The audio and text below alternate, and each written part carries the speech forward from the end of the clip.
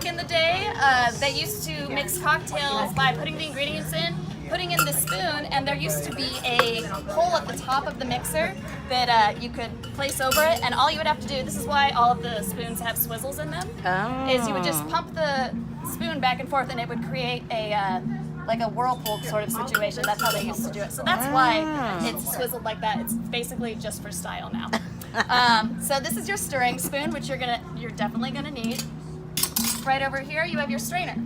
So you need to know just one big thing about the strainer. There's a little tab at the top here that's sticking out. I know you can see. So this makes the difference as to whether or not you have pulp or greenery in your drink. So if you like mojitos and that sort of thing, the way it's placed on here, there's a little kind of like lip that goes over right here, and you'll see if you can see that far away, but I can move it back and forth like this.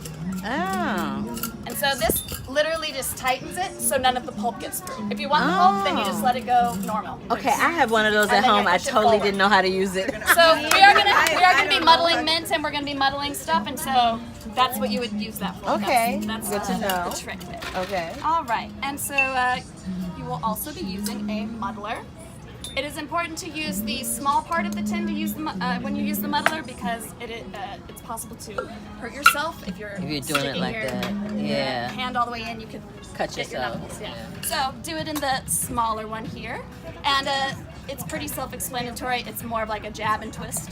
And you don't want to, especially when you're using mint or basil or herbs, you don't want to over muddle it, or else it'll start to taste like chlorophyll, and you don't want that in Oh, that's gross. Right? All right. Just, little things. Okay. So the next important tool you're going to need to know, this is called a jigger.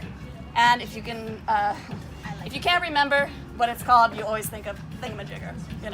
When you can't think of a word, you use that word. So this is what we use it to measure our liquid. So mixologists, bartenders, we measure liquid in ounces. And the small, I know we all have kind of different ones. There's a glass one right there. Would anybody mind holding up their glass? There you go. So they're clearly marked on the glass ones, or I guess they're plastic. The small ounce, or the small side, has a full ounce, and then a quarter ounce and a half ounce. The big side has 3, 2, and 1. For I think there's one of these on there. The big one is 2 ounces. The small one is 1. May I ask you a question? Yes. A full shot of booze is 1.5 ounces. That's what's in most drinks. When you order a vodka soda, you're going to get 1.5 ounces of vodka. So the way that I was taught was to do it by counting to free pour.